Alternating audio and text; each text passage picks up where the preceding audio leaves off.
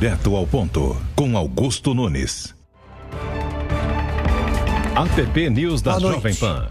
Neste momento, o programa Direto ao Ponto começa a ser transmitido ao vivo para todo o Brasil pelas emissoras afiliadas à rede Jovem Pan News, pelo canal Jovem Pan News no YouTube, no Facebook e no Twitter, e pelo aplicativo Panflix. Hoje, a bancada de entrevistadores é formada por 4 jornalistas. Leda Nagli, que tem um canal no YouTube com o seu nome. Paula Leal, editora do site da revista Oeste. Daniel Aidar, editor do site Jota. E Vitor Brown, apresentador do Os Pingos nos Is aqui na Jovem Pan. Hoje, o Direto ao Ponto recebe o jurista Ives Gandra Martins. Bem no History. Um dos mais respeitados juristas do país, Ives Gandra Martins é doutor em Direito e professor emérito de diversas instituições, entre as quais a Faculdade de Direito da Universidade Mackenzie. Paulistano, faz parte de várias academias, como a Brasileira de Filosofia, de Letras Jurídicas e de Direito Tributário. É autor de mais de 90 livros individuais e já escreveu mais de 500 obras coletivas. Ives Gandra Martins vem ao Direto ao Ponto para tratar, entre outros temas, das tensões entre os 3 poderes, da liberdade de expressão e da polarização política do Brasil. Doutor Ives, muito obrigado pela aceitação do convite. É um prazer revê-lo e recebê-lo aqui no Direto ao Ponto. Vamos aproveitar da sua sabedoria durante 1h30. Doutor Ives, eu queria começar por um assunto que incomodou o senhor aí por esses dias. Foi divulgado um áudio falsificado, evidentemente, não era o senhor, não era a voz do senhor que aparecia lá, era alguém imitando. Eu queria que o senhor comentasse isso, eu queria que o senhor dissesse como reagiu a isso e, claro, queria que o senhor fizesse o desmentido mais uma vez. Perfeito. Em primeiro lugar, quero dizer que é uma grande alegria estar aqui. Mestre Augusto Nunes, nós temos uma relação de amizade que vem dos tempos do Estado de São Paulo, quando eu ainda escrevia e escrevo no Estadão. E tem uma bancada de tão alto nível, jornalistas daqueles que eu sempre admirei e que agora estão aqui para me sabatinar. Aos 86 anos serei sabatinado como se eu estivesse numa universidade, numa escola.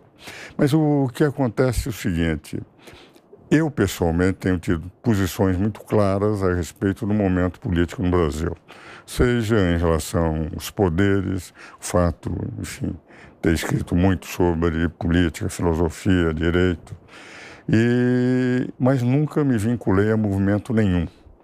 Porque, a não ser no tempo que fazia política, eu que me lembrava, nós conversávamos pouco antes, eu presidi o Partido Libertador do Raul Pila, de 1962 e 64 em São Paulo, e deixei de fazer política, ato do qual nunca me arrependi, com o ato institucional número 2, em 1965.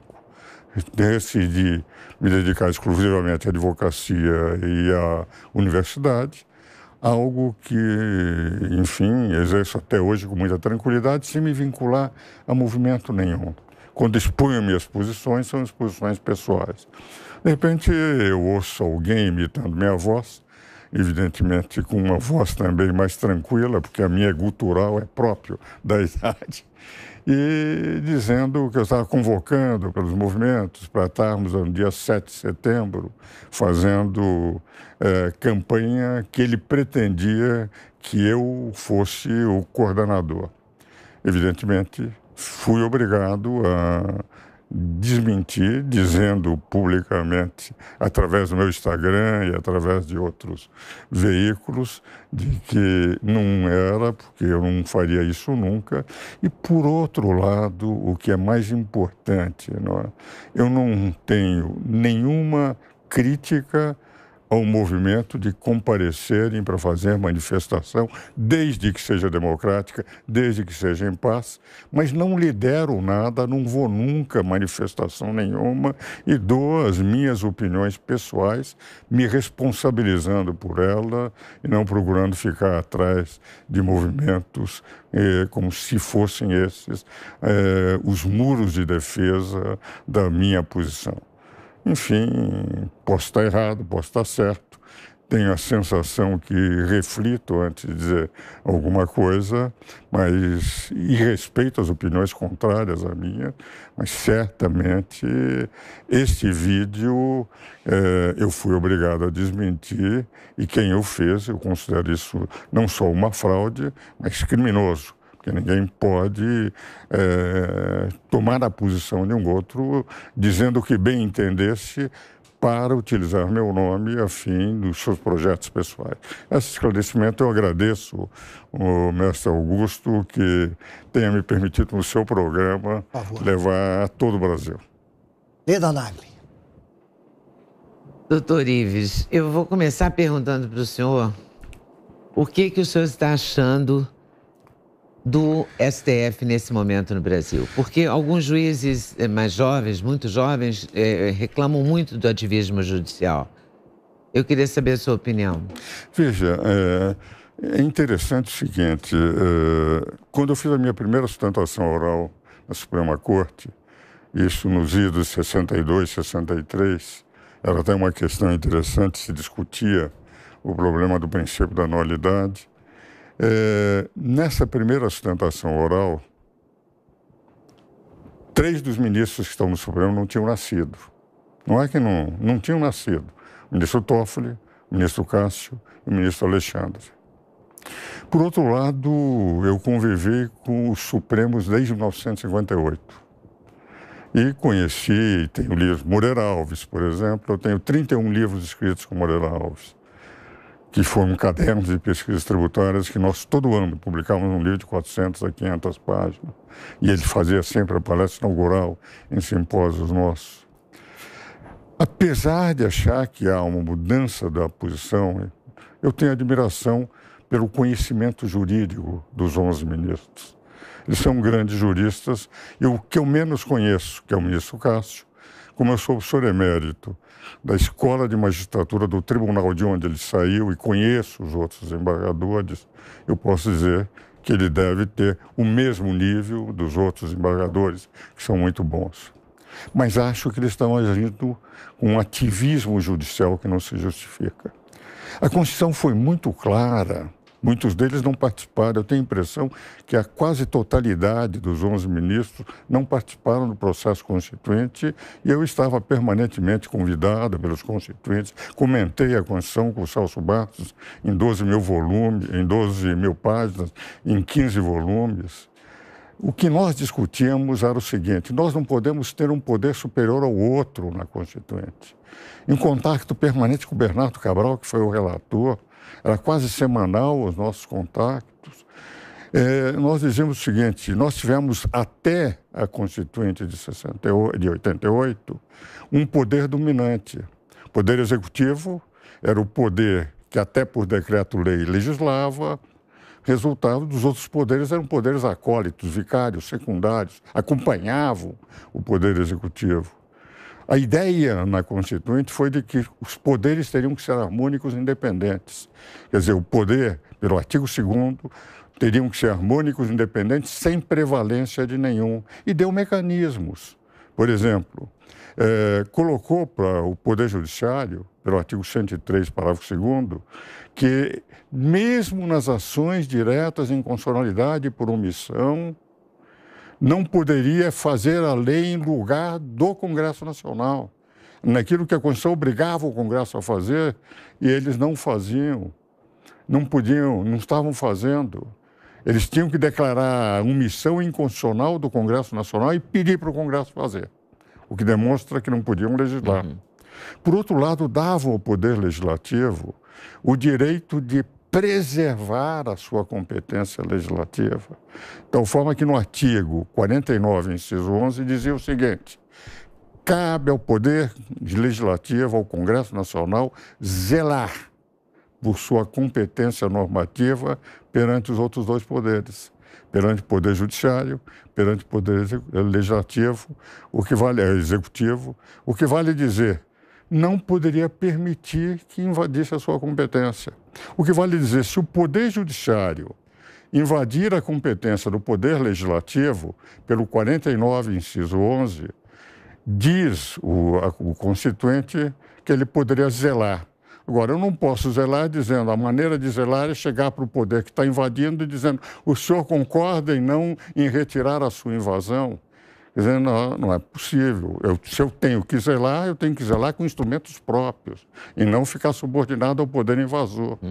Então, eu tenho a impressão que o mecanismo da Constituinte foi pôr os três poderes em igualdade de condições. O que houve no país até 2003. Depois, quando num único mês saíram 3 ministros, o Sidney Sanches e o Moreira Alves, e houve uma modificação na composição, e aí começou-se, inclusive, a entender que havia muito processo, mesmo a emenda 45, que pretendeu dar uma compactação nos processos que chegavam à Suprema Corte. O que ocorreu é que eles passaram a invadir, a meu ver, competências do Legislativo e do Executivo. E isso, a meu ver, representa, de rigor, algo que o Constituinte não pensou, e com toda a admiração que eu tenho para os ministros do Supremo, com isso eu não concordo. Mas é a posição de um professor. Eu não concordo com eles. Paula Leal. Boa noite, doutor Ives. Boa noite a todos. Eu vou seguir no tema STF para falar um pouco mais, queria saber do senhor a respeito dessa questão do ativismo judicial, porque quando a gente tem uma invasão de competência do Legislativo ou do Executivo, se recorre ao STF para decidir a questão, né? Agora, quando existe uma invasão de competência do STF, né, a quem recorrer, doutor Ives? Porque existe alguma saída legal quando um ministro do STF toma uma decisão que vai contra a Constituição? Veja, eu tenho a impressão que haveria 2 caminhos. Um foi discutido na Constituinte, entende? Que foi o título 5º da Constituição. E que era, como diziam naquela época, para nunca ser utilizado. E outro, quando há uma invasão de competência, a meu ver, haveria um caminho. É o que eu defendo há muito tempo e que o Legislativo nunca teve coragem de utilizar. Há no artigo 59 da Constituição os diversos os diversos instrumentos legislativos que o Congresso pode utilizar. A emenda constitucional, como constituinte derivado, lei complementar, lei ordinária, e uma delas é o decreto legislativo. Ora, se o Constituinte colocou um dispositivo que diz cabe ao Poder Legislativo, ao Congresso Nacional, zelar por sua competência, e se não tiver dado instrumento nenhum para que ele zele, é um dispositivo inútil, acadêmico, para se discutir em tertúlias acadêmicas em universidades, mas não é para valer. E a Constituição não pode ter palavras inúteis. Isso é a exegese hermenêutica constitucional que define que não pode haver palavras inúteis. Ora, se há um direito do Congresso se defender contra o Judiciário e contra o Executivo, por que não usa? O instrumento, a meu ver, só pode ser o decreto legislativo. Agora, acontece o seguinte, dos artigos 59 a 69 da Constituição, não há uma especificação de como se faria o decreto legislativo. Eu tenho como é que se faz uma medida provisória, como é que se faz uma lei complementar, como é que se faz uma lei delegada. Lá só apenas decreto legislativo. A meu ver, teria que ser feito através do decreto legislativo.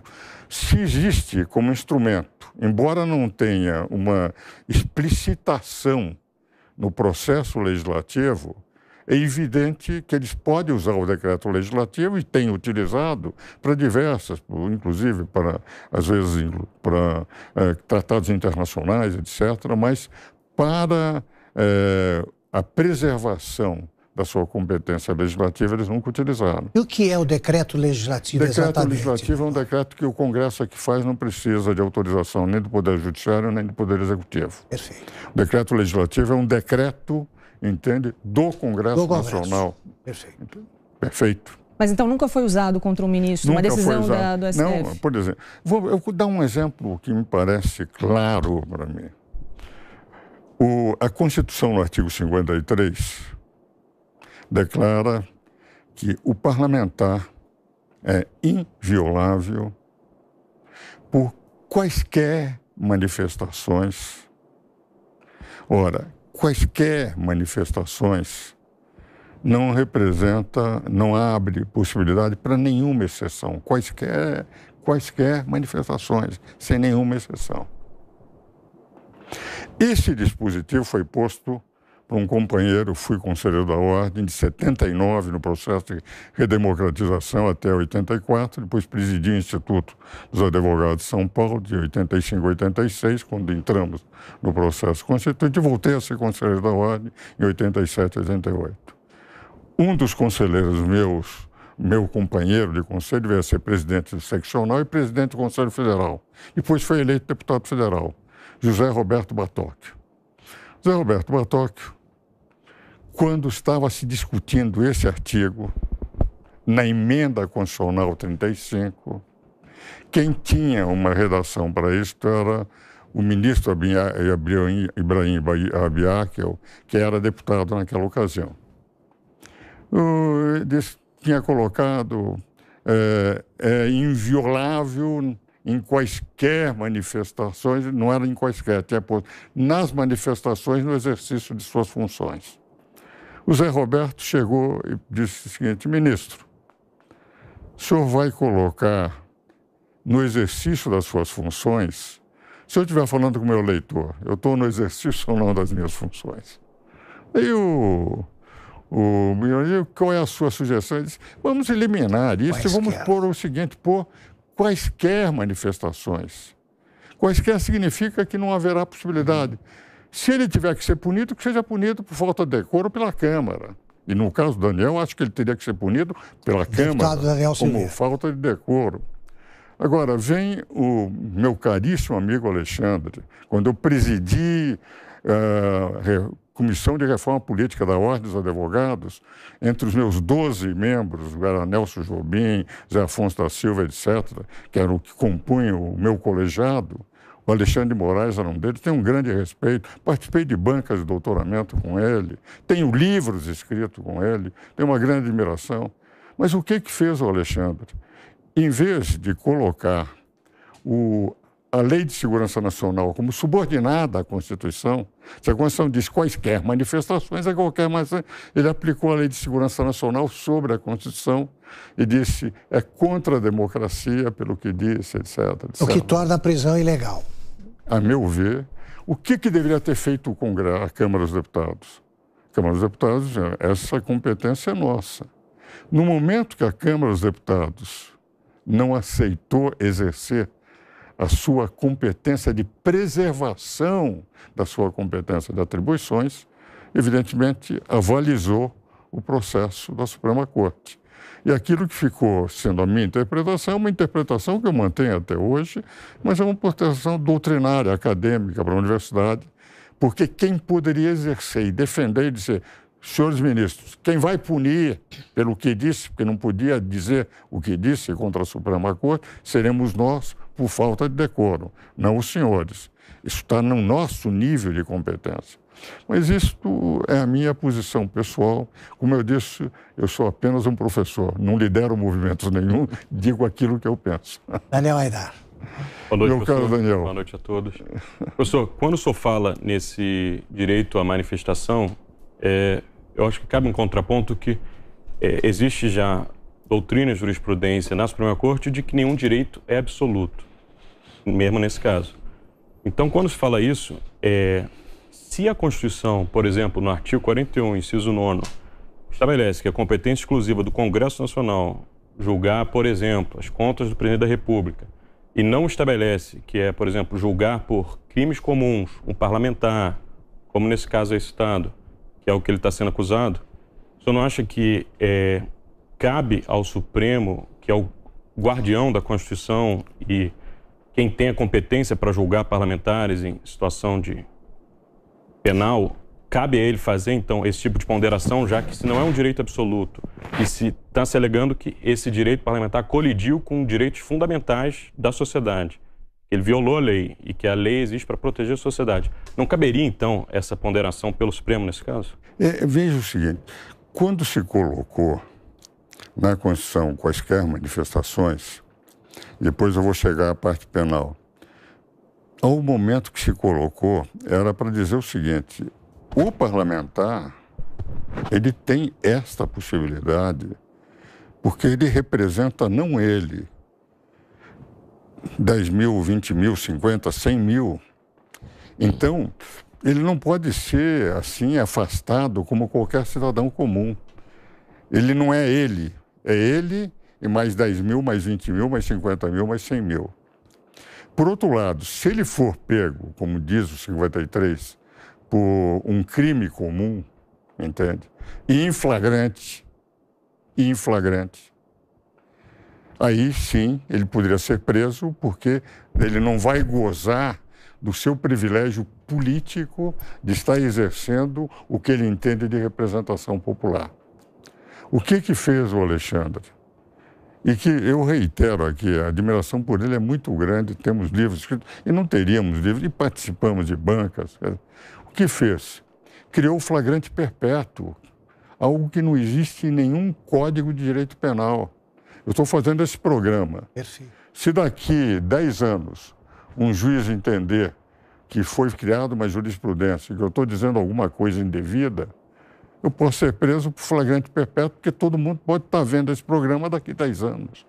Quer dizer, essa figura, primeiro, artificialmente se criou uma figura inexistente no Código Penal, que é o flagrante perpétuo, ele foi preso por exatamente estar, e segundo, colocou-se a Lei de Segurança Nacional como uma lei superior ao texto constitucional, cuja origem, é importante dizer, era esta que eu contei para os senhores do Zé Roberto.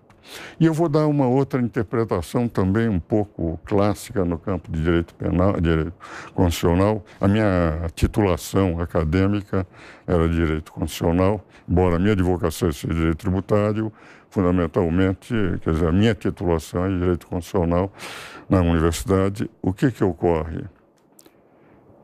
Disse que a lei é mais inteligente do que o legislador. O que quer dizer isso? Se eu faço uma lei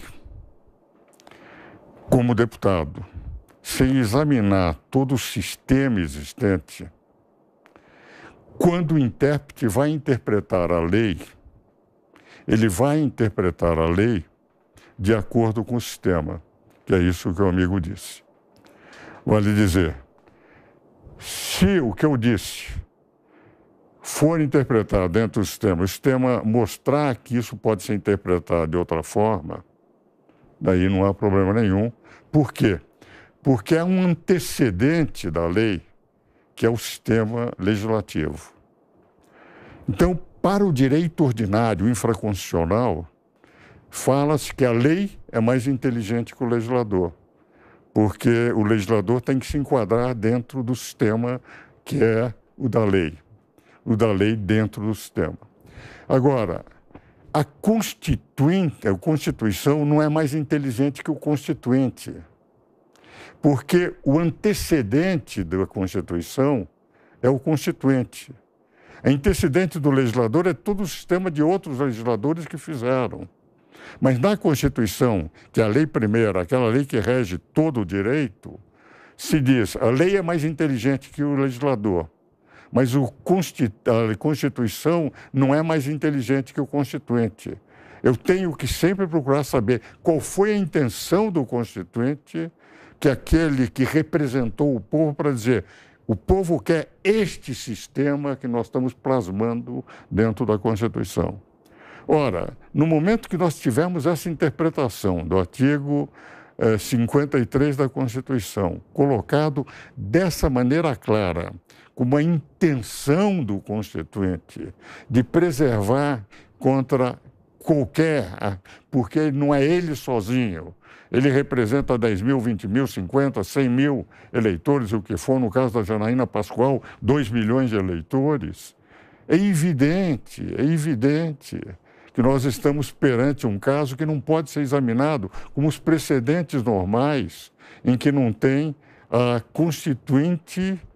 o constituinte como menos inteligente que a Constituição. Porque a Constituição é fruto do que o constituinte pensou, enquanto que a lei é fruto de um legislador enquadrado no sistema anterior. Vitor. Doutor, o senhor tem falado muito nas últimas semanas, em entrevistas que concede, em artigos, sobre o artigo 142 da Constituição, que é o que fala do papel das Forças Armadas, e que prevê que, em caso de acionamento por um dos poderes, as Forças Armadas poderiam agir para garantir a lei e a ordem.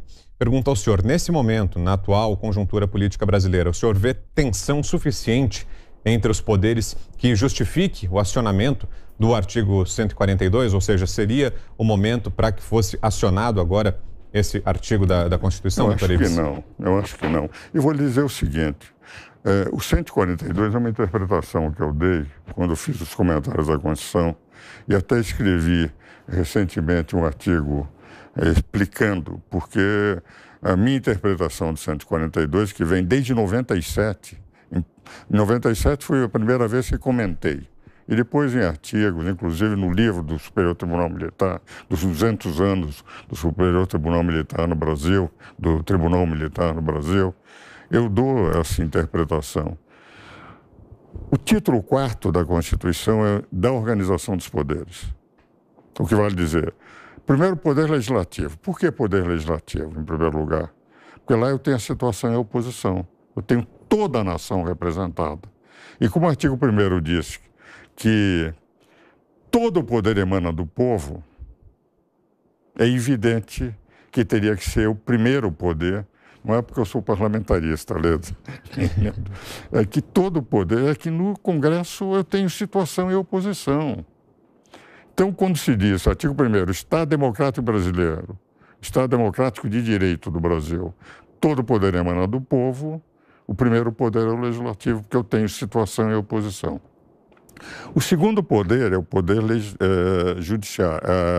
executivo. Por que o poder executivo? Porque o poder executivo representa a maioria da nação, mas não representa toda a nação. No poder executivo eu tenho quem ganhou a eleição. O que vale dizer, vem em segundo lugar na Constituição. E em terceiro lugar, na organização dos poderes, vem o Poder Judiciário, que não representa o povo. Isso está invertido hoje. Mas eu digo que está na Constituição. Perfeito. É o Poder Judiciário que representa a lei que não faz, porque não pode fazer, porque a Constituição proíbe de fazer. O que pode é, evidentemente, preservar e garantir o direito. Agora, como é que é o título 5º da Constituição? Isso é que me parece importante. Chama-se da defesa das instituições democráticas e do Estado. Como é que, quando nós, os primeiros constitucionalistas, que os primeiros constitucionalistas a comentar a Constituição nos primeiros 10 anos foram eu e o Celso, com 15 volumes, o Cretela, com 9 volumes, o Manuel Gonçalves Ferreira Filho, com 4 volumes, e o Pinto Ferreira, em Pernambuco, com 5 volumes. E tínhamos comentários esparsos. Arici Amaral dos Santos foi desembargador federal, filho do ministro do Supremo, Marcelo Amaral dos Santos, disse o título 5º, com esse título, da defesa das instituições democráticas do Estado, vamos chamar isso de regime constitucional das crises. Se a democracia estiver para arrebentar, nós corremos o risco de rompimento da democracia, nós temos que acionar o título 5º, que vai do 136 a 144 e que é o estado de defesa, o estado de sítio, as Forças Armadas e Segurança Pública. Quando chegamos no 142, o que diz o 142? Diz, função das Forças Armadas, em primeiro lugar, a defesa da pátria.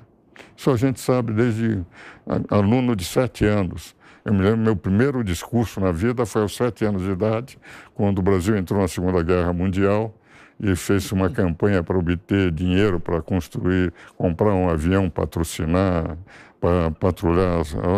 E o meu pai me auxiliou, evidentemente, tinha 7 anos. E por quê? Para comprar, porque tinham sido afundados navios em 1942 na costa brasileira. Então, e lá eu ganhei o prêmio, porque foi quem mais arrecadou dinheiro para poder mandar para o governo. Então, eu fiz o primeiro discurso, defesa da pátria, isso todo mundo sabe. O segundo, defesa das instituições. E nós tivemos, desde a Constituição de 88, uma vez. Lembra-se, no governo Michel Temer, quando Michel foi invadido o Congresso Nacional, ele acionou o estado de emergência para poder tirar quem tinha invadido. Isso aconteceu naquela época e houve o estado de emergência, defesa das instituições democráticas, as Forças Armadas entraram lá, tiraram, desocuparam e acabou o estado de emergência. E a terceira está escrito na Constituição. Não fui eu que escrevi a Constituição. É o que está escrito, eu só interpreto o que está escrito. E por solicitação, iniciativa de qualquer dos poderes, os poderes só podem ser os 3 poderes. Garantia da lei e da ordem. O que vale dizer, se houver a solicitação de qualquer poder, a lei e a ordem terá que ser reposta pelas Forças Armadas pontualmente, naquele ponto, naquele aspecto. Primeiro, teria que haver solicitação de um dos poderes. E eu não vejo que nós chegamos ao ponto de haver necessidade de solicitação. Os poderes têm instrumentos... E solicitação a quem, doutor Ives? Como? Solicita-se a quem? Solicitar as Forças Armadas. Entende? Quer dizer, se está no artigo 142, que é a função das Forças Armadas, defesa da pátria, repor a lei e a ordem e garantir as instituições, por repor a lei e a ordem só no caso de solicitação de outros poderes, seriam as Forças Armadas. Eu evoluí uma tese que escrevi a partir de 97, de que se o poder que chama é o poder executivo, como o presidente da República, o chefe das Forças Armadas, ele não poderia participar da decisão das Forças Armadas. E nem o ministro de Defesa. Por quê? Porque o ministro de Defesa é também um órgão de governo.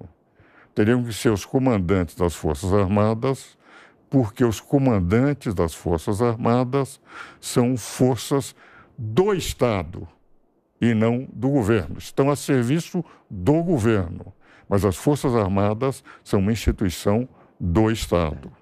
Então, a tese que eu desenvolvi no caso do Executivo e que dou aulas na Escola do Comando do Estado-Maior do Exército há 32 anos, é que eu digo, se acontecer, não é o presidente da República. Escrevi em diversos lugares que não poderia ser o presidente da República, porque ele é parte do poder, vale dizer.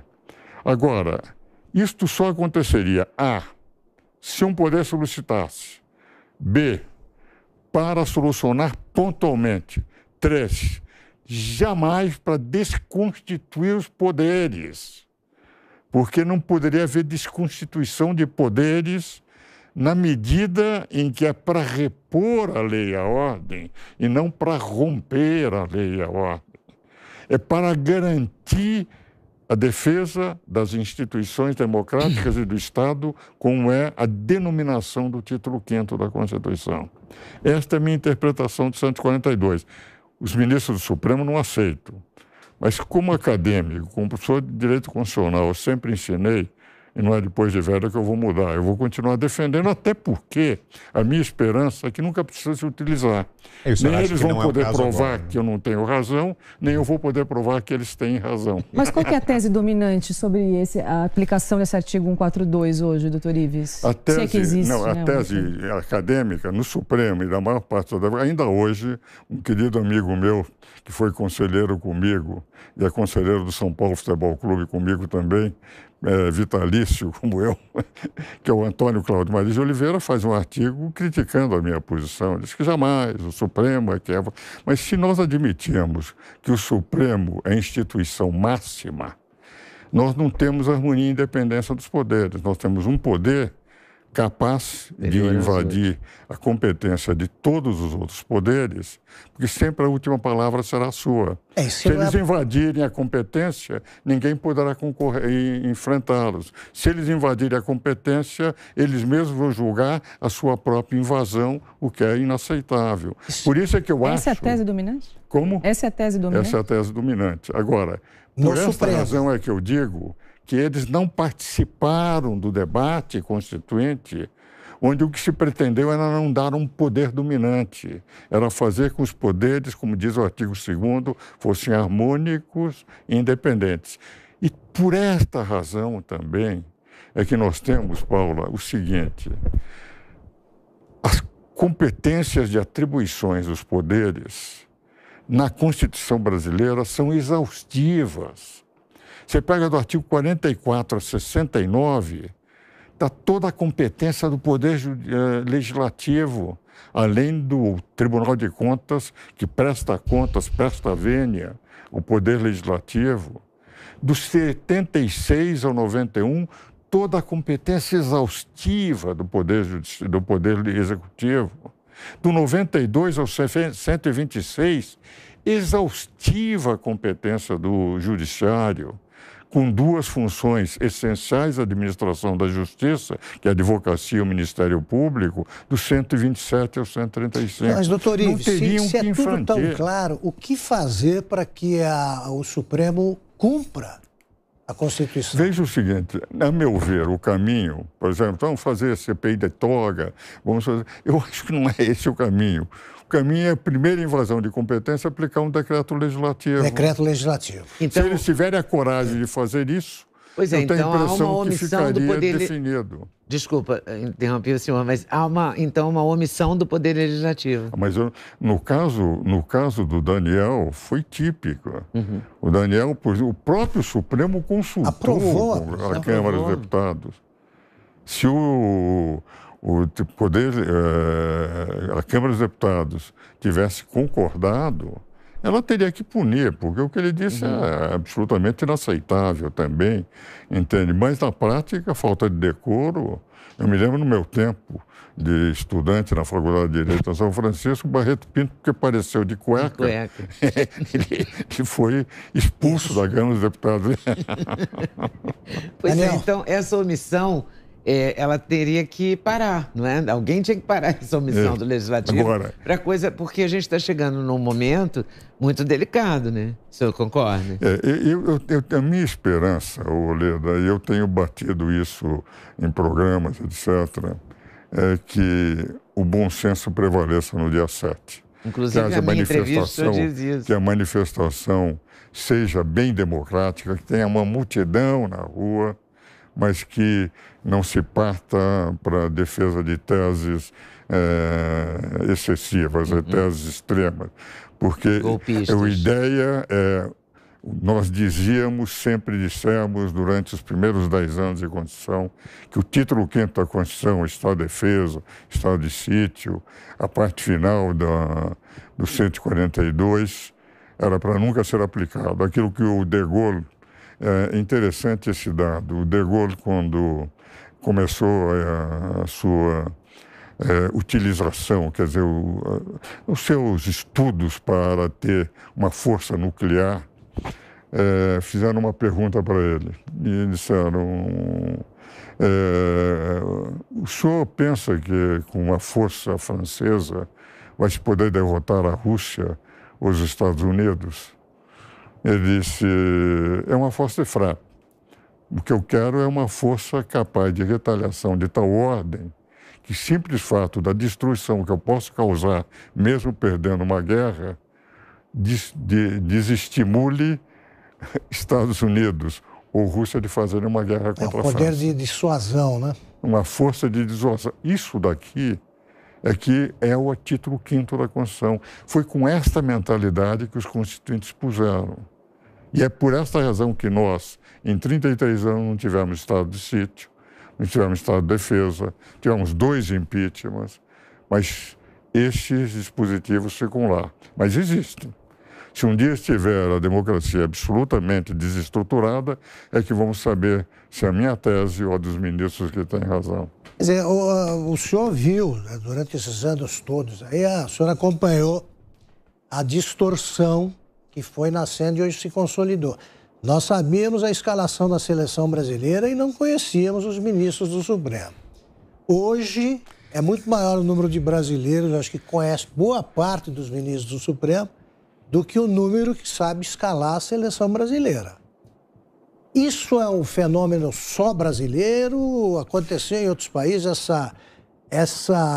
esse poder, né? essa interferência, né, do Supremo nas atribuições de outros poderes? Veja, a sua pergunta, mestre Augusto, merece duas considerações. A primeira delas, a corrente que os ministros do Supremo hoje adotam, chamada consequencialismo jurídico ou neoconstitucionalismo, é de que o século XIX foi o século do legislativo, o século XX foi o século do executivo, o século XXI é o século do judiciário, tese que o ministro Lewandowski defende, e mais do consequencialismo jurídico, que é a consequência da decisão, se ela tem uma intenção corretora de rumos ou de permitir que os vácuos legislativos sejam preenchidos, caberia ao legislativo fazer e não ao executivo, e nem ao legislativo. Caberia ao judiciário fazer. Ora, esta tese consequencialista, que para mim é uma tese que representa que os fins justificam os meios, um nome é bonito, é a consequência que interessa, mas os fins justificam os meios, já começa a aparecer em diversos países do mundo. Mas eu não conheço nenhum país civilizado que tenha chegado ao nível do Brasil. Eu vou dizer, por exemplo, um caso, não tenho nenhum preconceito quando diz homossexuais, homofobia, etc., mas nenhum. De qualquer forma, quando o Supremo discutiu o problema de casamento entre pessoas do mesmo sexo, no mesmo momento se discutiu esse problema na França. Foi levado para a Corte Constitucional, ou o Conselho Constitucional da França, que é o Tribunal Constitucional da França. Qual foi a resposta do Tribunal Constitucional da França? O seguinte, isso não é matéria nossa. Não somos nós que temos que decidir. Se senhores querem, vão à Assembleia Nacional. Foram e conseguiram lá, mas não através do Judiciário. Como aqui não se estava se conseguindo no Legislativo, foram para o Judiciário e, apesar da Constituição falar entre homem e mulher, e na Constituinte se discutiu que teria que ser o casamento, a instituição, não os contatos que eles podem ter, a instituição do casamento só poderia ser entre homem e mulher. Isso está nos anais da Constituinte. Veio o Supremo e disse, não, mas não proíbe. E criou uma nova hipótese constitucional. Ora, isto, no mesmo período, com diferença de 2 meses, a França, o Poder Judiciário reagiu com o Poder Judiciário. No Brasil, o Poder Judiciário reagiu com o Poder Legislativo. Lá, eles decidiram no Congresso Nacional, na Assembleia Nacional. Aqui se decidiu no Supremo. Ora, isto, a meu ver, nós não encontramos nenhum país do mundo uma interferência como esta, não é? O Poder... Daniel faz a pergunta e depois da resposta vamos ao intervalo. Voltando à interpretação que o senhor faz do artigo 142, cabe observar que essa tese do senhor de transformar em poder moderador, né, os chefes das Forças Armadas, nesse tipo de situação que o senhor escreveu um artigo inicial no passado e escreveu outro há poucos dias, esclarecendo... Reiterando a mesma posição. A mesma posição, mas esclarecendo... Não há mudança nenhuma. Em função dos posicionamentos de bolsonaristas e até do entorno do presidente, que defendem esse artigo 42... Interpretando de forma incorreta o que eu tinha escrito. Isso causou preocupação ao senhor, esse tipo de tentativa de dar um sentido que o senhor não falou no texto e poderia ser usado para promover, né, para manter um político no poder, como é o caso... Veja o seguinte, há um dado comigo, a Leda me conhece há mais tempo, o mestre Augusto também, eu nunca me importo com a posição dos outros. Não é que eu não importo. Quando a crítica é positiva para me corrigir, está ótimo. Mas quando é para atacar e para isto, eu não dou atenção, porque eu acho o seguinte, numa democracia, da mesma forma que eu posso apresentar minhas posições, os outros podem apresentar posições divergentes. Há um romance de uma filósofa russa que morou nos Estados Unidos, chama-se Ayn Rand, chamado A Nascente. É um livro que vale a pena, é um arquiteto, se você leu, não é? É notável, porque é um arquiteto em que ele, enfim, vive a vida dele, tem o seu talento especial, nunca se importou com a crítica dos outros, que tinham inveja dele, entende?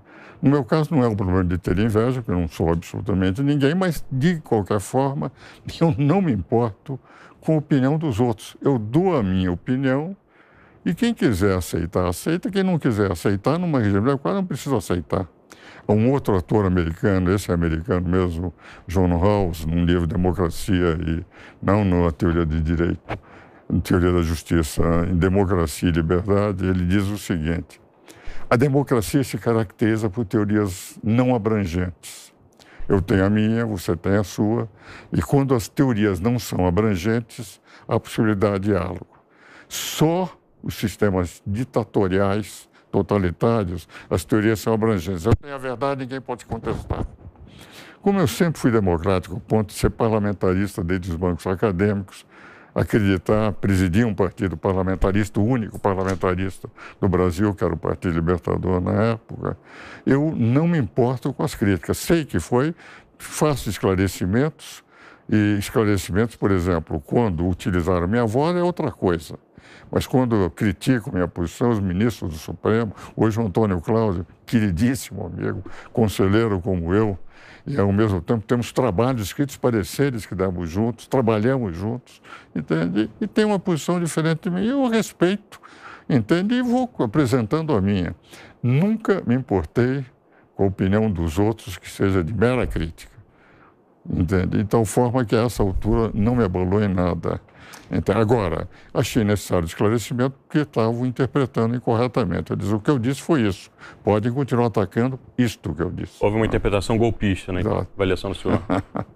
Não, e tem muita gente que entende que a aplicação, como se o 142 fosse para desconstituir os poderes. Como se o 142 fosse para destituir os ministros do Supremo, para fechar o Supremo.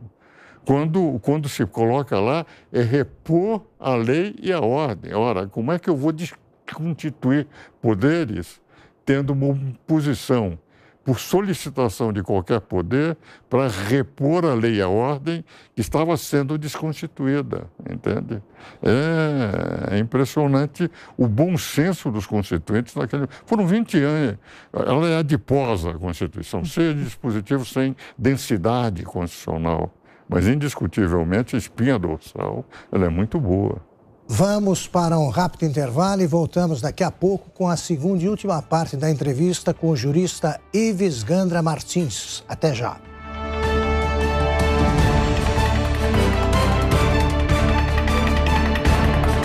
Direto ao ponto, com Augusto Nunes.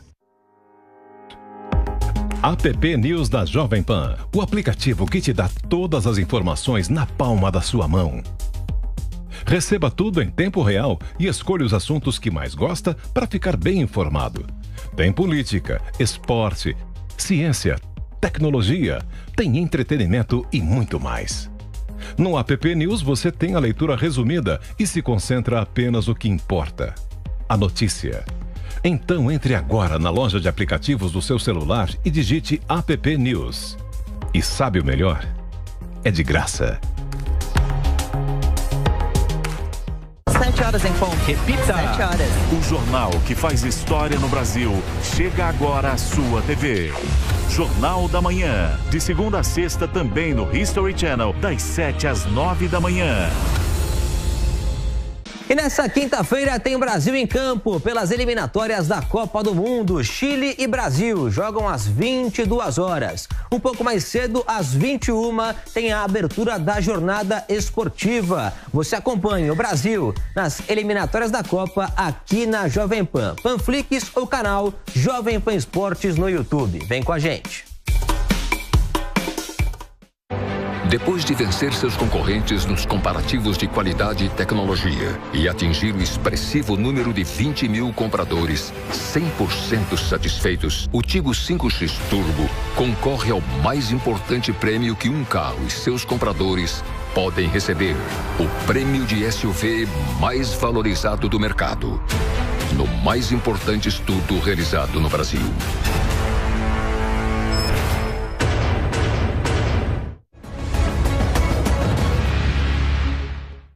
Bom, e no próximo Liderança e Inovação eu tenho o prazer de receber Fernando Vilela.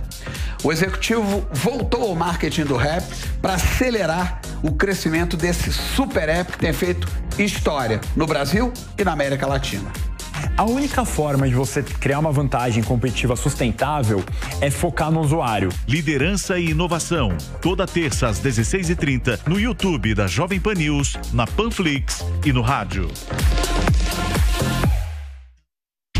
Os Pingos nos Is, de segunda a sexta, às 6 da tarde. Seja muito bem-vindo, você ouvinte, você espectador da Jovem Pan, a rádio que virou TV. A gente abre o nosso programa de hoje, então, com os destaques. O Brasil será o que o povo quiser. É o povo que tem que se manifestar. Nada pode tirá-lo da cadeia, teoricamente.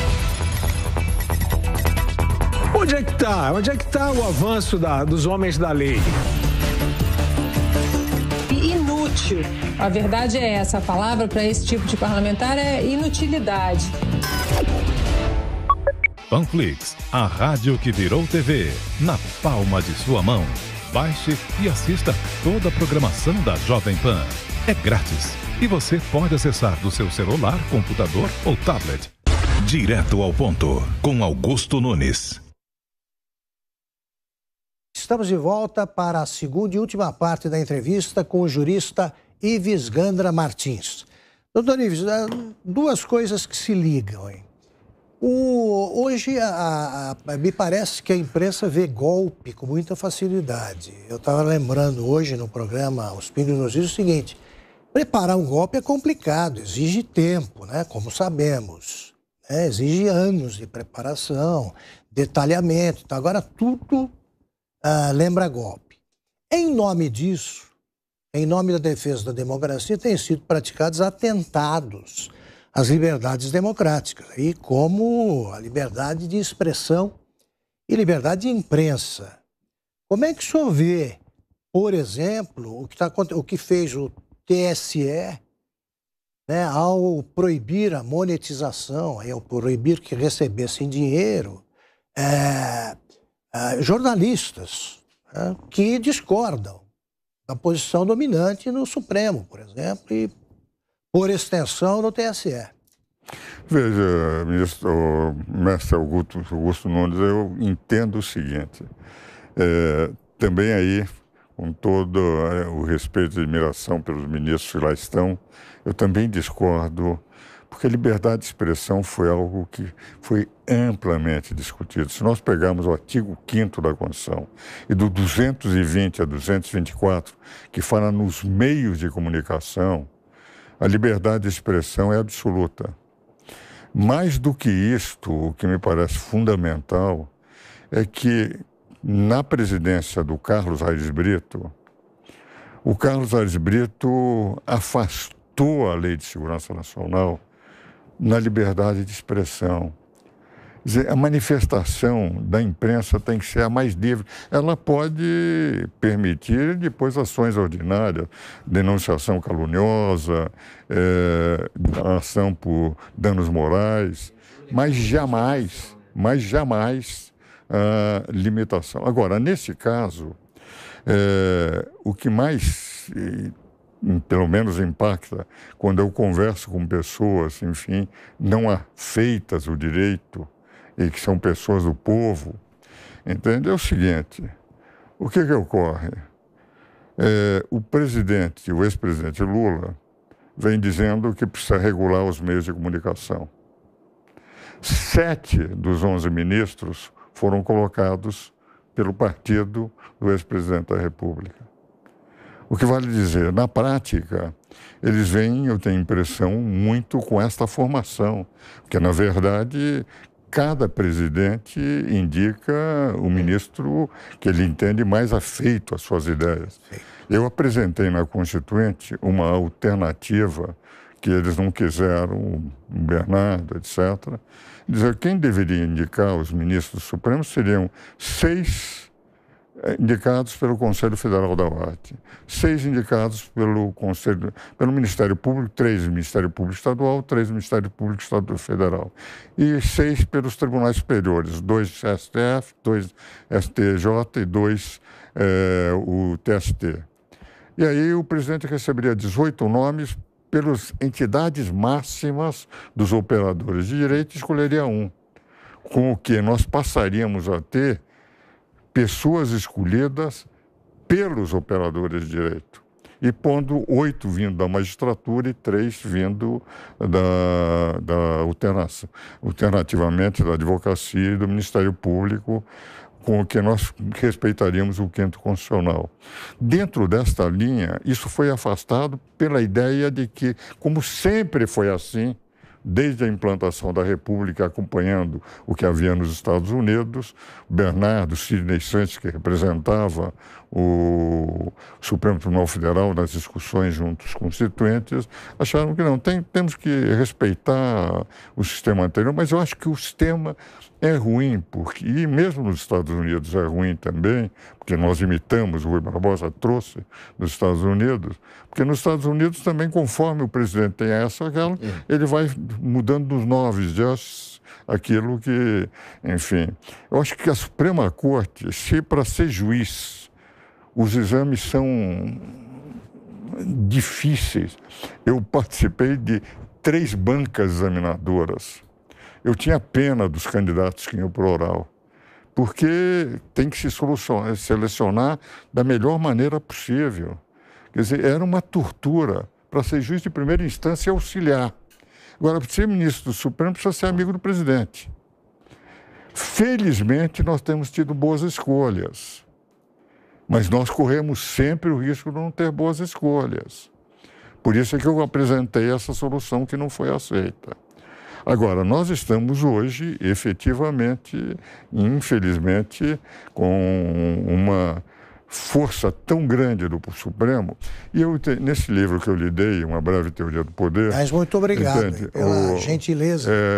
Eu mostro o seguinte, quando se adquire o poder, é difícil abrir mão dele. O Carl Schmitt, que foi um autor muito criticado, porque ele aderiu ao Hitler, depois ele brigou com o Hitler, então ele foi criticado pela esquerda e pela direita, entende? Naquela ocasião. Ele tinha um livro, O Conceito do Político, ele dizia o seguinte, assim, ele tem a teoria das oposições em relação às ciências. Ele diz, por exemplo, na moral eu oponho o bem ao mal, na arte o belo ao feio, na economia o útil ao inútil, e na política o amigo ou inimigo.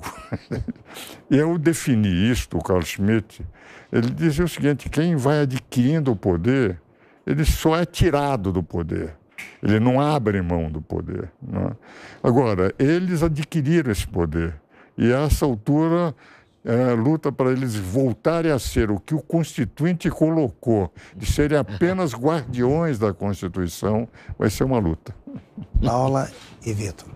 Doutor Ives, eu queria saber a sua opinião a respeito de abertura de inquéritos por ministros do Supremo, né? Nós tivemos o inquérito das fake news, o inquérito dos atos antidemocráticos, que foi arquivado, depois abriram um novo inquérito aí das milícias digitais. E eu queria a sua opinião, né? Se o senhor concorda com a interpretação que os ministros têm dado ao artigo 43 do Regimento Interno, né? Que trata da possibilidade dos ministros abrirem inquéritos por conta própria, sem a participação do Ministério Público, né? Afinal, o STF pode abrir inquérito, pode investigar casos. Como é que o senhor enxerga essa questão? É interessante que aqui todas as questões que estão sendo colocadas, Paulo, são aquelas que eu divirjo dos ministros. Eu queria também dizer que eu convivo com muitas questões que eu convivo com os ministros, inclusive o simples fato de termos livros escritos, etc., demonstra assim, a grande maioria das questões, uma convergência nas posições dos ministros e a minha. Mas nesta questão também eu divirjo. Não é? Quer dizer, eu acho o seguinte, há um artigo na Constituição 144, parágrafo 4º, que declara que a polícia judiciária é uma polícia que está, portanto, à disposição do Poder Judiciário. O que eu defendia no passado, e tenho pareceres dados para a própria polícia, era uma autonomia da polícia em relação aos três poderes.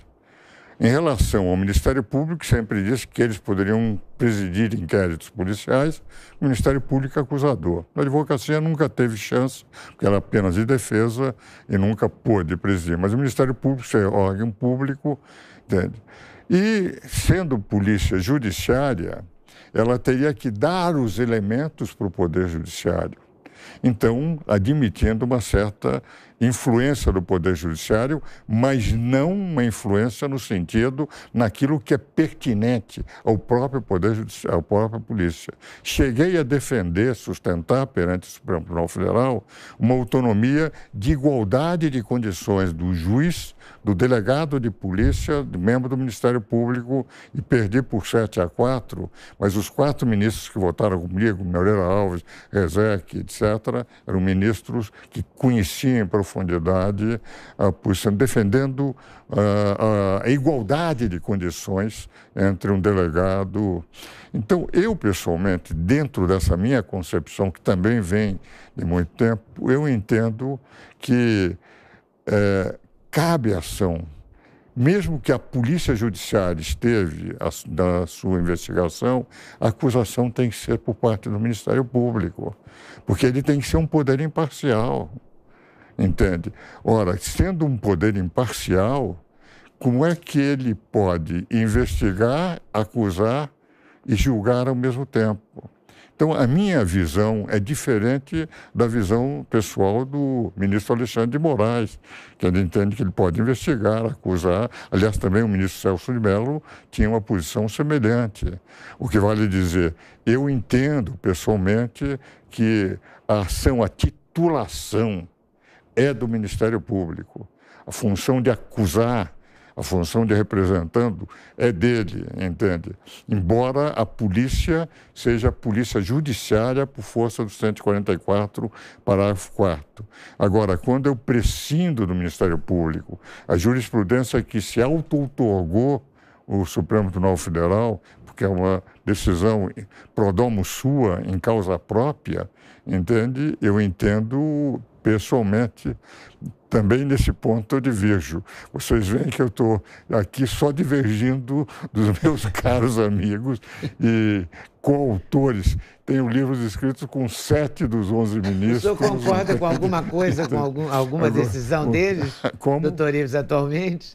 O senhor concorda com alguma posição deles? Não, é que essas decisões que nós estamos discutindo são tão decisões no campo de direito constitucional, onde eu atuo como professor mais do que como advogado. É por essa razão. Doutor, e dentro dessa questão, então, desse inquérito das fake news, esse foi o pretexto, a justificativa do pedido de impeachment que o presidente Jair Bolsonaro apresentou contra o ministro Alexandre de Moraes. Uma das justificativas era de que o ministro Alexandre de Moraes ele é vítima e é também o responsável pelo inquérito que apura lá as ameaças ao próprio Supremo Tribunal Federal e por isso, então, o presidente Bolsonaro pediu o impeachment do ministro. O senhor acha que é cabível esse pedido? Não, eu acho que foi um erro. Aliás, ele também, o presidente Bolsonaro, segundo a imprensa que eu li, de que ele foi desaconselhado por muitos dos seus conselheiros a não fazer, não é? Eu tenho a impressão que foi mais um pedido para o seu eleitorado, o eleitorado assim mais, enfim, favorável a medidas mais extremas, mas não a, digamos... Porque, embora eu discorde do ministro Alexandre de Moraes, Ele está no exercício, inclusive, ele tinha precedentes judiciais que lhe permitiriam, entende? Então, basicamente, o caminho para tentar estancar, a meu ver, uma invasão nas competências do Poder Legislativo é utilizar o decreto legislativo. E também eles não aceitam o ministro, mas que está na Constituição, nunca foi utilizado, valeria a pena. Mas eu tenho a impressão que aí não.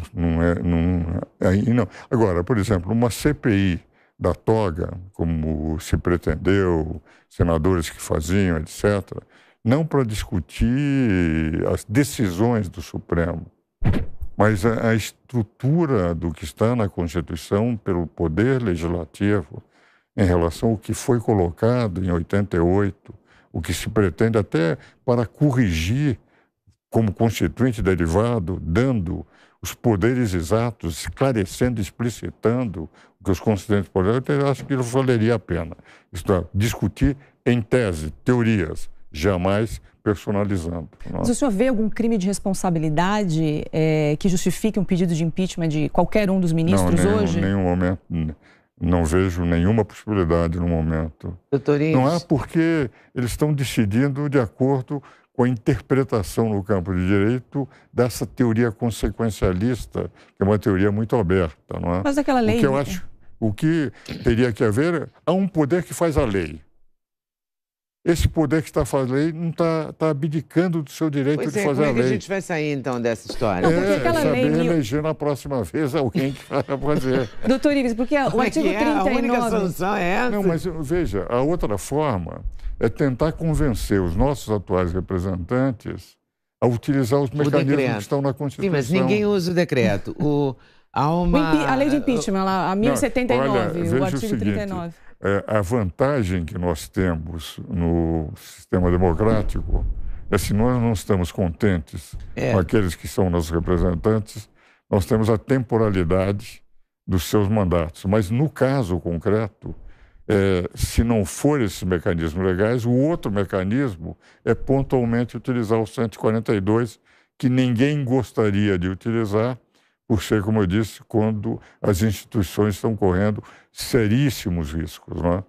O senhor acha que a gente corre um risco nesse momento, nesse 7 de setembro? Eu acho que não chegamos a esse ponto. Não, golpe eu não vejo. Vou dizer um outro dado, que aliás é bom esclarecer aqui. Eu leciono na Escola de Comando de Estado-Maior do Exército há 32 anos. E onde eu leciono na CPAE, que é um curso de coronéis que vão sair como generais naquele ano. Quase todos os generais foram obrigados a tolerar minhas aulas de direito constitucional, entende? E eu tenho uma grande admiração por eles, eu vou dizer, uma grande admiração.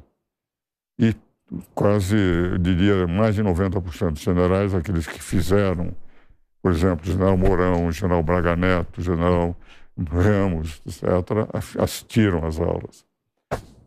A possibilidade de romper as instituições das Forças Armadas, zero.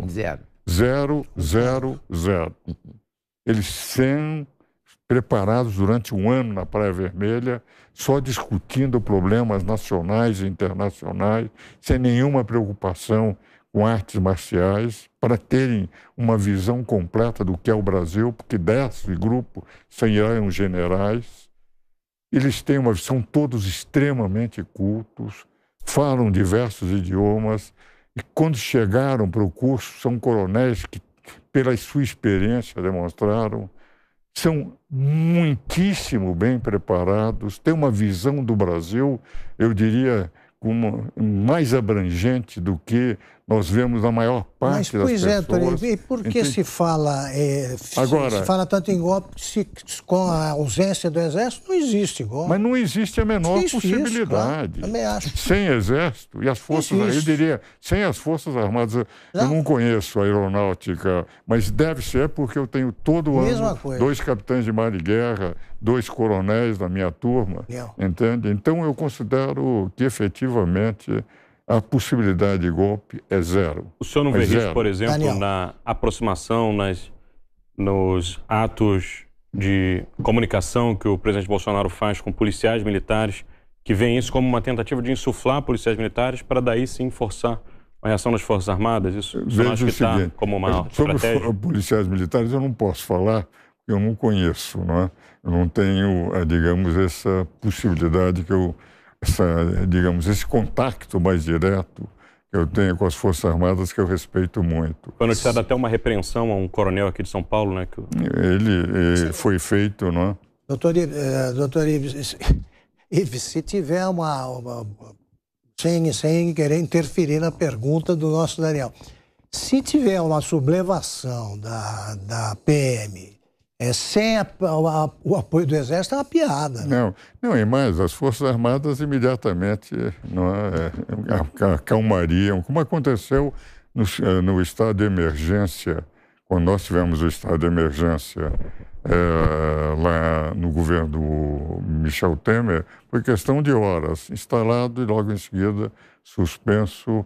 Entende? Eu não vejo. Agora, sobre as polícias militares, que eu respeito também, mas eu não posso falar porque eu desconheço. E sobre o que eu desconheço, eu poderia só palpitear, mas não falar com conhecimento de causa. Não. Doutor, um outro episódio que gerou muitas críticas recentemente ao Supremo foi aquela reunião que o ministro Luiz Roberto Barroso, presidente do TSE, também o ministro Alexandre de Moraes, se eu não me engano, Gilmar Mendes também, tiveram com presidentes de partidos antes da votação da PEC do voto impresso auditável, e a partir daquela reunião a PEC foi praticamente enterrada, né? A partir das declarações dos ministros do Supremo, os presidentes de partidos acabaram orientando os parlamentares de forma que a PEC não fosse aprovada. E isso gerou muitas críticas por serem juízes da Suprema Corte, falando com presidentes de partidos, alguns deles até políticos ou parlamentares que respondem a inquéritos no próprio Supremo. Recentemente tivemos um episódio parecido na semana passada, com os senadores da CPI da Covid tendo uma reunião com o ministro Alexandre de Moraes no Supremo. Um outro episódio, agora me lembrei, a gente vai falando e vai lembrando, foram vários. Alexandre de Moraes jantando com o Rodrigo Maia, que é parlamentar, responde a inquérito no Supremo aqui em São Paulo. Esse tipo de compromisso lhe parece impróprio de alguma maneira, doutor Ives? Veja o seguinte, é um pouco que o Augusto me perguntou há pouco, é que eles avançaram em nível de exercício do poder, porque houve invasão de competências, por exemplo, no próprio Executivo, quando se pega e define que o presidente da República não pode, aconteceu no governo Michel Temer, indultar, quando é uma competência exclusiva de indultar quem ele quiser, da Lava Jato não pode indultar, invasão. No Legislativo, diversas decisões que invadem a competência legislativa. Então, nós temos, efetivamente, um exercício do poder invasor de outras competências, entendendo eles que essa flexibilização do consequencialismo jurídico. Dentro dessa linha, isso tem acontecido, ao ponto de, repetidas vezes, cada vez que a oposição perde votações na Câmara ou não consegue, recorre ao Supremo. E a própria discussão no Supremo Tribunal Federal, eu me lembro das sustentações que eu fazia no Supremo na década de 70, de 80, de 90. Os ministros tinham, às vezes, discussões homéricas, com respeito, com a dignidade do cargo. A instituição Supremo Tribunal Federal era uma instituição de uma respeitabilidade, era uma espécie de Olimpo dentro da democracia brasileira. A própria Folha de São Paulo, uns meses atrás, publicou que o nível mais baixo de rejeição do Supremo está chegando agora a 34%, entre ruim e péssimo, que é a visão que o povo tem. E muitas vezes nós vimos ministros discutindo como se fossem parlamentares, um xingando o outro, como um deputado de oposição ou de situação. Quer dizer, o fato de eles avançarem, eles também estão pagando um preço de desfiguração perante a opinião pública e o preço de, enfim, para manter esse status do consequencialismo, de sentirem obrigação. Por que eles foram? Porque eles estavam com medo de que o voto impresso passasse. Que, aliás, foi um erro monumental do Bolsonaro. Porque o Bolsonaro disse fraude daquela urna. Criou um espírito de corpo. Se eles tivessem dito o seguinte, Esta urna que nós usamos no Brasil, que dos 193 países da ONU, só 3 países usam, há uma razão, depois de ministros do Supremo ter corrido o mundo para mostrar que era uma urna boa, que na Alemanha foi considerado inconstitucional, que na Índia também, eles disseram, apenas é uma urna de geração anterior. Quando ele falou em fraude, criou o espírito de corpo. Se ele tivesse dito o seguinte, nós precisamos evoluir por uma urna melhor, por uma urna que é eletrônica como essa, só com o voto auditado, e tivesse defendido a evolução, eu tenho a impressão que era possível que até os próprios ministros viessem aceitar, porque é uma urna que é mais aceita no mundo inteiro. O próprio Carlos Rocha, que participou da implantação da urna eletrônica, coloca isso. Mas é uma urna de outra geração. Foi uma campanha feita às avessas, quer dizer, eles fizeram para perder. Mas a participação dos ministros do Supremo foi indevida? Ministros foi uma participação de natureza política, para que não houvesse derrota na urna. Então, isto, a meu ver, decorre desse alto poder que eles se deram, entende? E como eu disse, quando se conquista poder é difícil recuar. Mas na teoria doutrinária do consequencialismo jurídico, eu tenho convencido que eles consideram que eles estão agindo como manda o consequencialismo. Como eu sou um velho professor universitário com 57 anos de exercício de professor universitário e 63 de advocacia, eu ainda sou da velha corrente. E os poderes são harmônicos, independentes, que o Montesquieu tem razão, e que são 3 poderes autônomos e que um não deve entrar na competência do outro. Por que o Montesquieu foi criticado na época em que ele lançou o livro, que, aliás, se baseia muito em Locke, na sociedade civil de Locke? Ele dizia o seguinte, poder dividido não é poder. Ele dizia, como o homem não é confiável no poder, é necessário que o poder controle o poder. Essa é a razão da tripartição dos poderes. E essa tripartição, eu ainda sou favorável, que havendo harmonia e independência, como os constituintes colocaram, ainda é o melhor para o Brasil. Paula. Doutor Ives, eu acho que eu quero mudar de assunto. A gente falou tanto de Supremo até agora, né? Eu queria falar um pouco sobre o ensino jurídico no Brasil, né? Porque o Brasil tem a 3ª maior população de advogados do mundo, né? A gente só perde, parece, para os Estados Unidos e para a Índia. Né? O Brasil tem mais advogado que engenheiro, né? O mercado de trabalho carece aí de profissionais da área técnica, profissionais da área de tecnologia, programadores, desenvolvedores, enfim. Faz sentido continuar abrindo escolas de direito pelo país, principalmente públicas? Eu sou o contrário. Quando nós fomos conselheiros da Ordem, quando eu fui conselheiro da Ordem, nós tínhamos instalado, fomos muito criticados por termos, desde da década de 70, os exames de ordem para tentar, enfim, preparar o profissional. Só para se ter noção, eu sou professor catedrático na Universidade Portuguesa, Universidade do Minho, que é uma das 4 universidades públicas de Portugal. Portugal tem 11 faculdades de Direito ou 12 faculdades de Direito. Nós multiplicarmos pela população 20 vezes menor que a do Brasil, nós vamos para 240 faculdades lá. Nós temos 1.700, em torno de 1.600 ou 1.700 faculdades de Direito no Brasil. Estados Unidos, que tem uma população maior que a do Brasil, Estados Unidos tem em torno de 300 faculdades de Direito. Se nós analisarmos o número de faculdades do Brasil, é uma barbaridade. É verdade que agora o ensino eletrônico vai facilitando, mas se pegarmos abrir nos últimos fusos horários do país, não podendo levar presencialmente bons professores de direito a 400 ou 500 quilômetros de uma capital, entende? E aí as faculdades foram sendo abertas nesse período. Entende? Hoje, com o ensino à distância, já é mais fácil.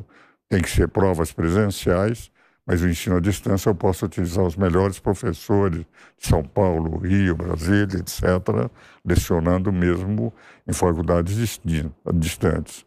Mas é um absurdo porque não há mercado de trabalho.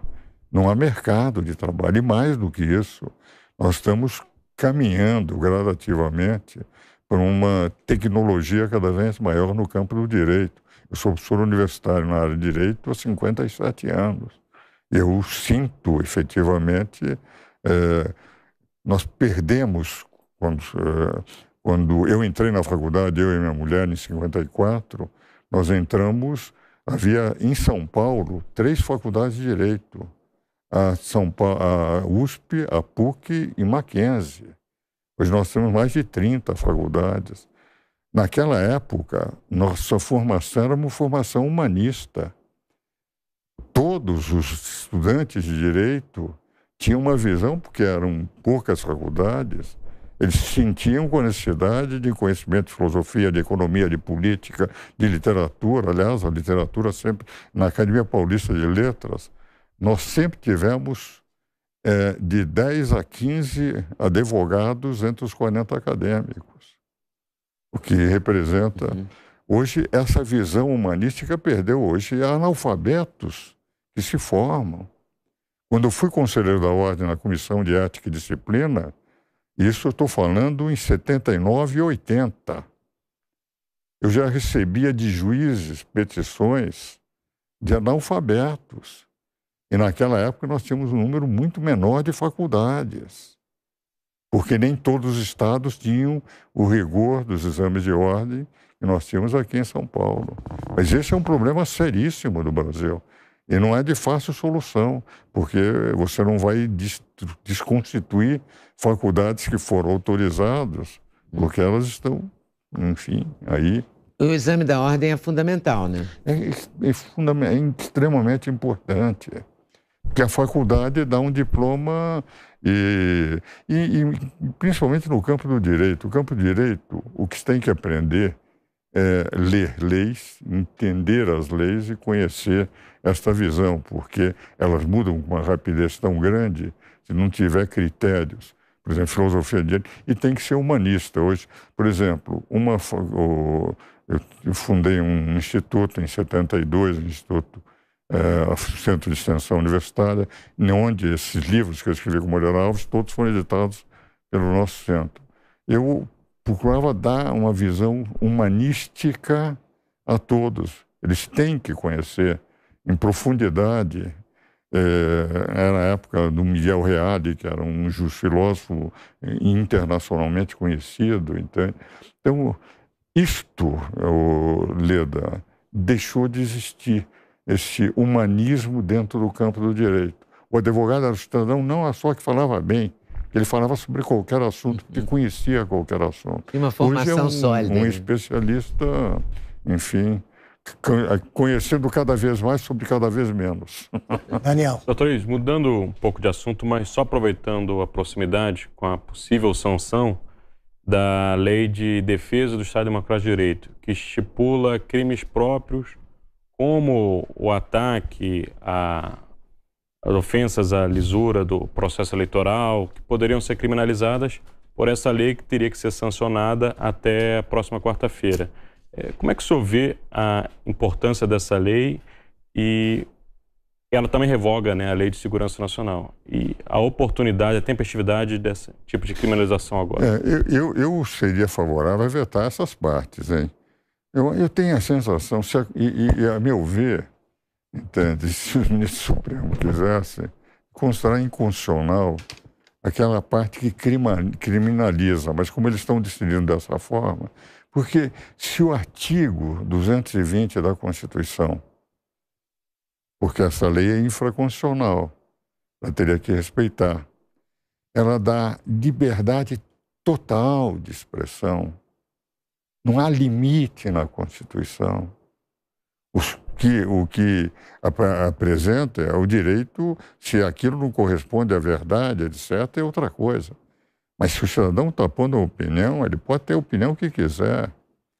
Eu vou dizer, por exemplo, há um movimento chamado Fora Bolsonaro, o que chama de genocida. Isso não há problema nenhum, porque chamar genocida, que é isso? Não fere a democracia do jeito que foi eleito por 58 milhões de habitantes. Agora, você diz, fora ministro do Supremo, isso fere a democracia? Ou é também uma liberdade de expressão que o povo pode usar? Se o povo não está contente com os poderes, se o povo... Nós temos que partir do princípio seguinte, é que no Brasil nós temos, nos Estados Unidos chama citizen, cidadão. No Brasil nós não chamamos cidadão, chamamos administrada para o direito.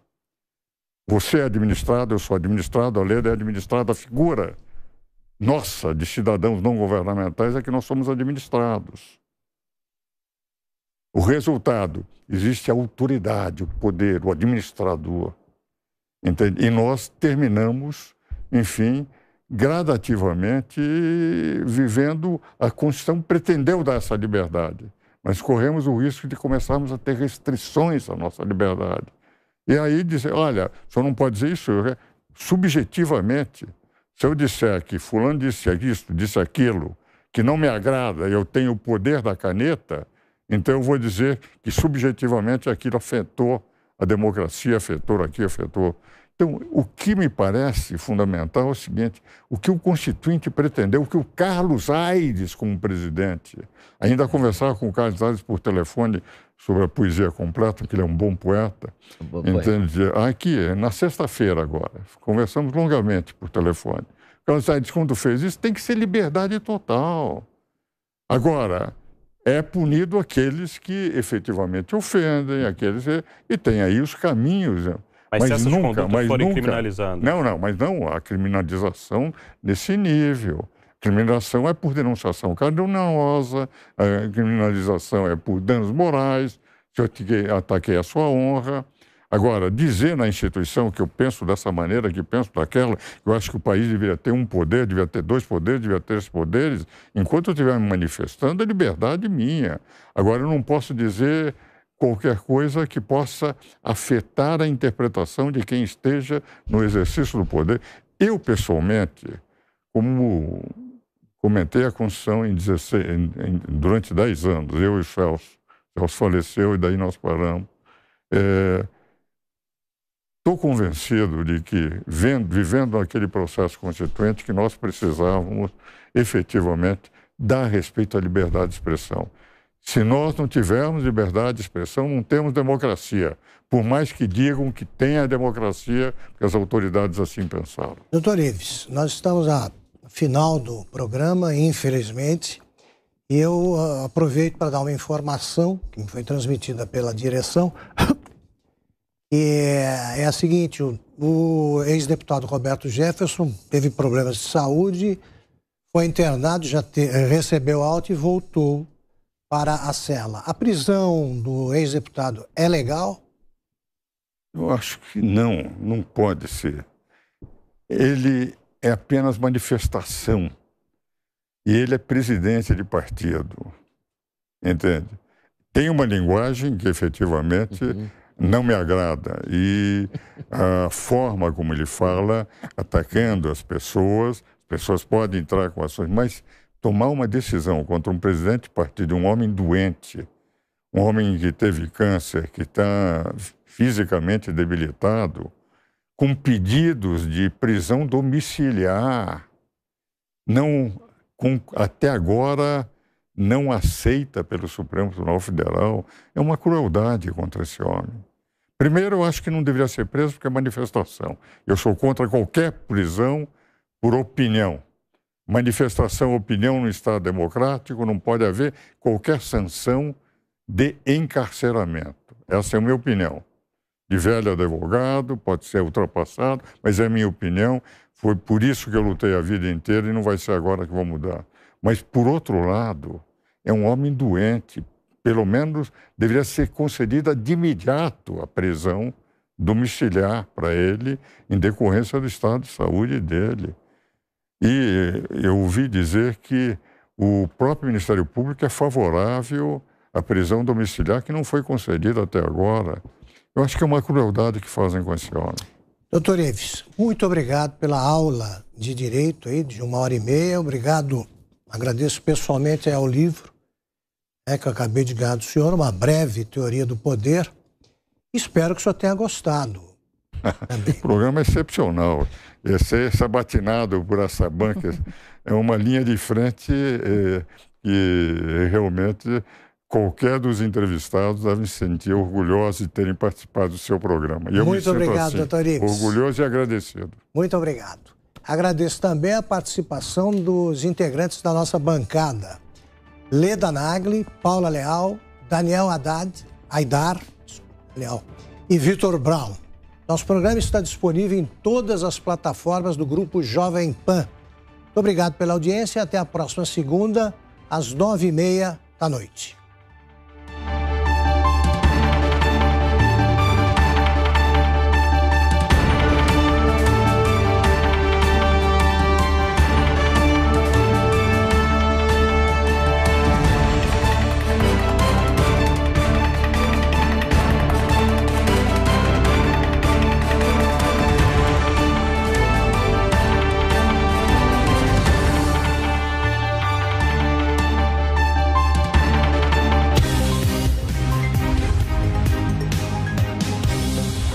Direto ao ponto, com Augusto Nunes.